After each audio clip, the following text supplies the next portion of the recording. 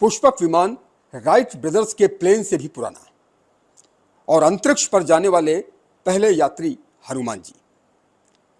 ऐसे बयान केंद्रीय कृषि मंत्री और हमीरपुर से भारतीय जनता पार्टी के सांसद अनुराग ठाकुर ने दिए हैं। हमारे साथ ऐसे ही विद्यार्थी मौजूद हैं, कोई एमएससी कर रहा है, कोई पीएचडी कर रहा है। देखिए, हमारे जो भारतवर्ष है इसमें सनातन धर्म पुराने मतलब प्राचीन काल से ही सनातन धर्म को फॉलो करने वाले हैं और सनातन धर्म में गुथा हुआ है विज्ञान। सनातन धर्म की जो बुनियाद है वो विज्ञान ही है, मतलब धर्म और विज्ञान को आप अलग अलग करके नहीं देख सकते।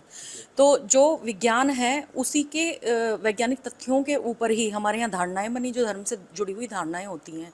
और जहाँ तक बात हो पुष्पक विमान की, तो पुष्पक विमान का वर्णन त्रेता युग में मिलता है, जब श्री राम के समय में मिलता है, श्री राम के काल में। और पहले ये विमान रावण के पास था। रावण ने भी कुबेर से इसको हरण किया था, कुबेर से। तो विमान, पुष्पक विमान की जो पूरा एक इतिहास मतलब चला जाता है वो और भी बहुत पहले चला जाता है। तो ये इस तरह के उदाहरण तो हमारे इतिहास में बहुत पहले से हैं ही। और दूसरा क्या बताया हनुमान जी वाला अंतरिक्ष। तो अंतरिक्ष का तो हमारे यहाँ मतलब हम पहले से ही लोकों की बातें करते आए हैं ना, लोक परलोक। परलोक मतलब कि जिसको अब आप कहते हैं एलियन, है ना। तो वो एलियन हम अब आधुनिक समाज में या आधुनिक समय में हम एलियन मानते हैं। एलियन का मतलब है अननोन, अननोन क्रिएचर, और जिसको हम पूरी तरह से नहीं जानते। तो जब हम अपने एक अवधारणा पे जाते हैं लोक और परलोक की और गॉड्स की, है ना, गॉड्स की अवधारणा हमारे यहाँ एक सुप्रीम हम पावर मानते हैं, ईश्वर हैं। और फिर उनके नीचे बहुत सारे 33 कोटि देवी एंड देवता हम मानते हैं। तो ये जो देवी देवता हैं और उनसे भी अलग अलग बहुत सारे लोक हैं, जैसे गंधर्व लोक हो गया, यक्ष लोक हो गया। हम अलग अलग, जैसे यक्ष है तो यक्ष is like an alien species, एक डिफरेंट लाइक उसमें रहने वाला, मतलब जो एक समय को हम मानते हैं कि समय के अलग अलग आयाम होते हैं। तो उन्हीं अलग अलग आयामों में हम मानते हैं कि ये सारे लोक और परलोक जो हैं वो अवस्थित हैं और इन आयामों से ही ये बटे हुए हैं एक दूसरे से। तो इसी तरह से बहुत सारी चीज़ें हैं। मतलब हनुमान जी का जहाँ तक ये एक बयान आता है कि वो अंतरिक्ष में जाने वाले पहले यात्री हैं, तो उनका तो सीधे सीधे दिखता ही है हमें कि वो सूर्य को उन्होंने समझा था कि ये एक फल है। हाँ, और उस तक वो पहुंच गए थे क्योंकि उनमें असीमित असाधारण शक्तियाँ थीं। आप क्या सोचती हैं इस विषय को लेकर के, इस टॉपिक को लेकर के? विज्ञान के विद्यार्थी होने के नाते आप पीएचडी कर रही हैं, आप भी, क्या टॉपिक है आपका पीएचडी में रिसर्च का, और इन बयानों को लेकर के आप क्या सोचती हैं as a science student? Topic मेरा विनाइल क्लोराइड की टॉक्सिसिटी को हम सरपास करने की कोशिश कर रहे हैं विद नैनो करक्यूमिन जी। तो और ये जो बयान है, जैसे अंतरिक्ष में जाने वाले पहले यात्री हनुमान जी और पुष्पक विमान राइट ब्रदर्स के प्लेन से पहले था, इसको लेकर क्या सोचती हैं? हाँ, ये मैंने जैसा पहले भी कहा कि बयान बिल्कुल सही है अपनी जगह, क्योंकि अगर हम बात विज्ञान की करें तो साइंस का जो बेसिक फिनोमिना रहा है, हम पहले तो चीज़ें करते हैं ऑब्ज़र्व, फिर ऑब्ज़र्व के बाद हम उसे अंडरस्टैंड करने के लिए मेथड्स फॉलो करते हैं, then far we understand the principle and then we conclude something. तो एज मतलब अगर हम अपनी फ़िलासफ़ी पे जाते हैं, जो हमारी रिलीजन की फ़िलासफ़ी है, कि हमें पहले पता था कि यहाँ नवग्रह होते हैं, हम उसे वर्शिप करते थे। फिर देन मतलब अब तो दो पाथवे चल रहे हैं, science is parallel and religion is parallel. पर एंशिएंट टाइम में तो रिलीजन और साइंस एक ही चीज़ थी। मतलब जो स्कॉलर्स थे, जो स्कॉलर्स मतलब जो बहुत पढ़े हुए लोग थे, हाँ, जो शोध कर रहे थे, तो उनका काम क्या था कि समाज को राह देना, समाज को एक असली सच्चाई बताना। मतलब जो वो नहीं समझ पा रहे हैं वो चीज़ों को ऑब्जर्व करके वो एक कंसाइज फॉर्म में उन्हें अंडरस्टैंड करा सके। आप क्या कर रहे हैं और क्या कहना चाहेंगे इस विषय को लेकर? मैं वैसे तो यहीं पीएचडी स्कॉलर हूँ, और इस मामले में मैं एक बात कहूँगा कि जैसे ये कहते हैं ना कि हमारे जो वेद हैं वो बहुत साइंटिफिक हैं, नहीं, ये टर्म गलत है। हमारा जितना भी साइंस है वो पूरा वैदिक है, क्योंकि अब जो साइंस है वो हमारे वेद पे ही सारा डिपेंड करता है। जो हनुमान चालीसा है हमारी, उस हनुमान चालीसा ने साफ बताया है कि यहाँ से सूर्य की दूरी कितनी है, जबकि हम आज लग रहे हैं इस काम में। तो जो काम हम आज कर रहे हैं ना, वो कायदे में तो हमारे ग्रंथ पहले कर चुके हैं, हमारे जितने भी वेद हैं वो सारी बात कर चुके हैं। बस देखा है, ये जितने भी बड़े बड़े साइंटिस्ट हैं, ये सब लोग कहीं ना कहीं चोरी छुपके या एक्सप्लेन खुल के गए हैं, लेकिन करते हमारे ही वेद धर्म को फॉलो हैं। क्योंकि उसमें जो वो, जैसे मैम ने भी बताया था कि टाइम लैप्स की बात है, ये टाइम लैप्स जो सा आजकल मार्वल की मूवीज़ दिखा रही हैं, ये लोग तो हम काफ़ी टाइम पहले कर चुके कि अभी क्षण भर में यहाँ है, क्षण भर में कहीं और चले गए हैं। हमारी गति जो थी वो प्रकाश की चाल से भी तेज़ थी। हम आज कहते हैं ना कि प्रकाश की चाल या ये जो गति है ये काफ़ी तेज़ है, लेकिन हम तो उससे पहले से बहुत तेज़ मूव करते हैं। तो मतलब हमारा तो सारा ही साइंस हमारे वेद पे टिका हुआ है। तो जो बयान शिवराज सिंह चौहान जी ने दिया, जो अनुराग ठाकुर जी ने दिया कि अंतरिक्ष में जाने वाले पहले यात्री हनुमान जी थे, और केंद्रीय कृषि मंत्री ने जो बात कही वो बिल्कुल सही है। आप मानते हैं ऐसे कि राइट ब्रदर्स के पहले ही प्लेन खोज लिया गया था, पुष्पक विमान हमारे पास था? बिल्कुल बिल्कुल, रामचरितमानस में ये तक बताया गया है कि हनुमान जी ने कैसे इतना लंबा चौड़ा, जिसकी मतलब समुद्र को ये कहते हैं ना कि इसकी चौड़ाई इसकी लंबाई नहीं नाप सकता कोई, हनुमान जी ने एक लांग में नाप लिया था वो समुद्र। तो मतलब हम कैसे नहीं कह सकते कि हम लोगों के पास नहीं थे, हमारे पास इनसे बड़े बड़े रिसर्चर थे, और हमारे जो पूर्व वैदिक जो हमारे ऋषि कुल रहे हैं वो बहुत बड़े रिसर्चर रहे हैं अपने आप में। मैं कैंसर बायोलॉजी पे रिसर्च कर रही हूँ, तो उसके नाते मैं कहना चाहूँगी कि जो हम आज पढ़ रहे हैं, क्योंकि मैंने कैंसर के बारे में काफ़ी पढ़ा है, तो जो चीज़ें हम यूज़ करते हैं, जो मेडिसिन अब बन रही हैं, उनका जिक्र भी बहुत पहले आपको मिल जाएगा। जैसे एक है हमारी सुश्रुत संहिता है, उसमें जो हमारा क्लिनिकली उसमें प्रोसीजर्स पहले से बहुत पहले से उसमें डिफ़ाइन किए हुए हैं, बहुत पहले से डिस्क्राइब किए हुए हैं। जो हम अब हम नैनो टेक्नोलॉजी पे काम कर रहे हैं, नैनो पार्टिकल्स पे काम कर रहे हैं, वो उसमें सब आपको पहले से मिल जाएगा। चांदी की भस्म, सोने की भस्म, इनके क्या यूजेस हैं, बीमारियों में जो अब रिसर्च हो रही है, जो अब भी रिसर्च पेपर्स हम पढ़ते हैं, क्योंकि बहुत ज़्यादा पुराने 1990s से पहले के तो हमें नहीं अवेलेबल ऐसे होते हैं, बट अगर आप इन किताबों में आप पढ़ेंगे तो पूरा उसमें आपको डिटेल, पूरे साइंटिफिक प्रोसीजर्स आपको मिल जाएंगे। अच्छा, ये कहा जाता है कि भाई विज्ञान का विद्यार्थी पहले वही मानता है जो वो खुद करता है। अगर हम प्रैक्टिकल कर रहे हैं और उसको हम केमिस्ट्री का कोई प्रैक्टिकल कर रहे हैं, तो जब तक हम उसके तत्व को समझेंगे नहीं, तब तक नहीं कह सकते कि भाई यही चीज़ है। लेकिन विज्ञान के विद्यार्थी होने के बावजूद आप अपने धर्म ग्रंथों पर इतना विश्वास करती हैं कि हमारा आध्यात्मिक, हमारा हिंदू धर्म किस तरह से वैज्ञानिक आधार पर है? हाँ जी, बिल्कुल है। जो रुद्राक्ष पे अब रिसर्च चल रही है, वो तो आप हमारे जो पुराने जो हमारे गुरु थे या फिर जो भी हमारे रिसर्चर्स थे पुराने, उन्होंने सबने पहले बहुत पहले कर रखा है। ओम अब यहाँ भारतवर्ष से निकला, बट अब जो है सब जगह बहुत ज़्यादा, पूरी वर्ल्ड में जो है इसका बहुत ज़्यादा वो चलन बढ़ गया है। योगा करते हैं लोग, वो हमारे उससे ही निकला है, हमारे धर्म से ही निकला है, जिसमें ओम जब हम बोलते हैं तो उसमें वो सारी फ्रीक्वेंसीज जो होती हैं, जो पूरे हमारे सारे ब्रह्मांड को वो करती है, कवर करती हैं। जैसे ओम बोलते हैं तो ओम की जो ध्वनि होती है और जो इसका पावर ऑफ रेजिस्टेंस है, उसके बारे में अगर हम सोचते हैं तो लगता है कि यस, अगर हम ओम का उच्चारण लगातार करते हैं तो लगता है कि ऊर्जा और रोम रोम खिल उठता है। जी जी, बिल्कुल बिल्कुल, जी बिल्कुल शक्ति है। और इसके उच्चारण से वो एक ऑरा जो बोलते हैं वो भी बहुत डेवलप होती है।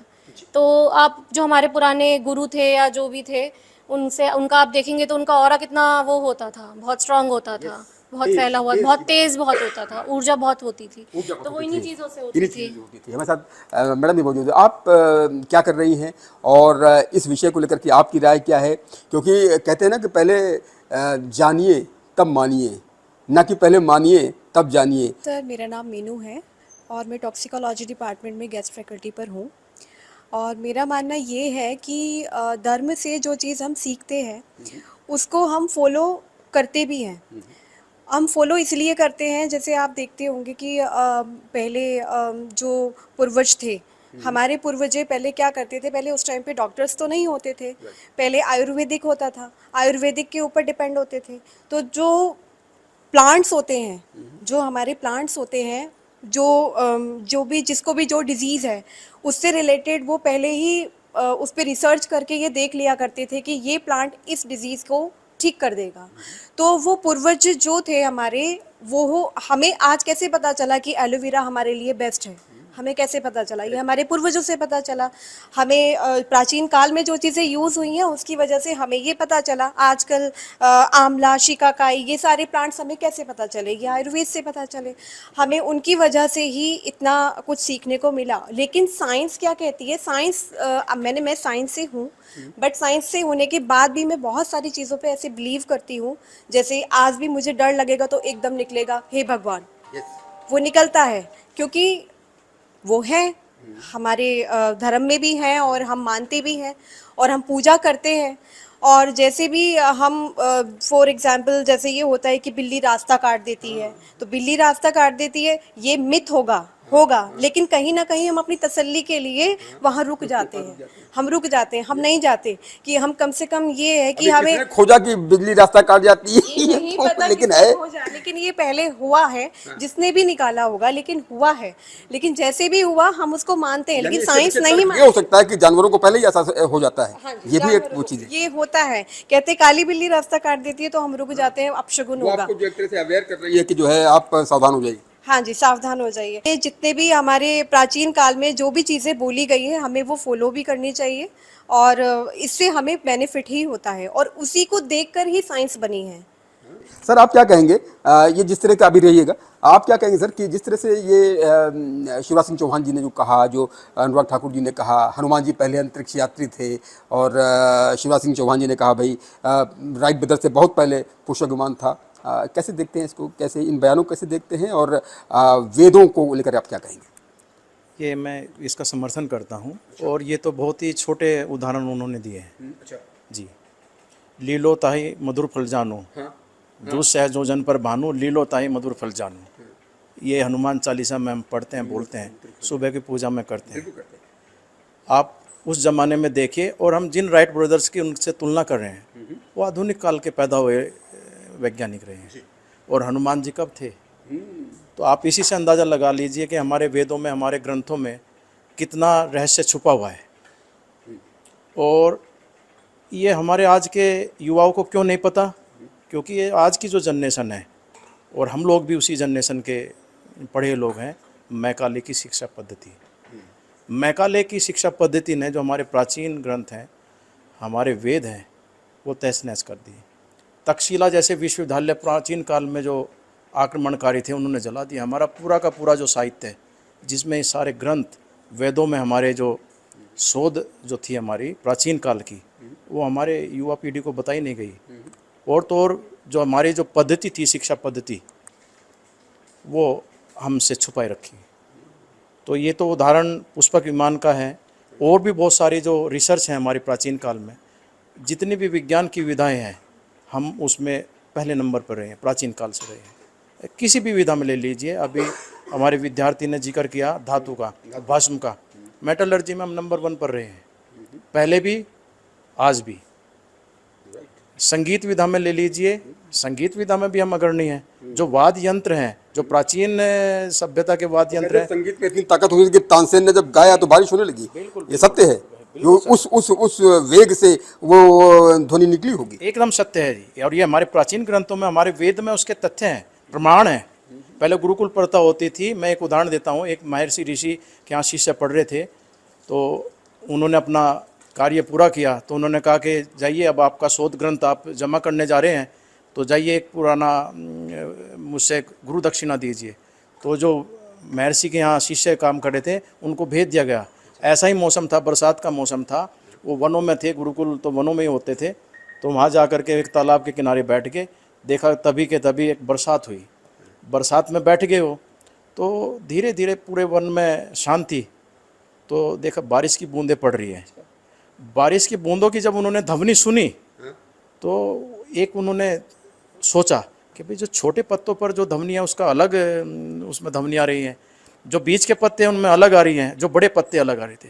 उसी से उन्हें जो हमारी मृदंग है, जो हमारी वीणा जैसा हमारा यंत्र है, उसकी खोज उन्होंने कर दी। तो ऐसे हमारे जो प्राचीन ग्रंथ के जो वैज्ञानिक रहे वो अति उत्तम है। और राइट बंधु ने तो ऐसा लिटरेचर में भी है कि आइडिया हनुमान जी जैसे पुष्पक विमान से लिया है। कोई ना कोई शोधार्थी कहीं ना कहीं से आइडिया लेता है, उसको हम साइंटिफिक भाषा में बोलते हैं हाइपोथेसिस। हाँ जी।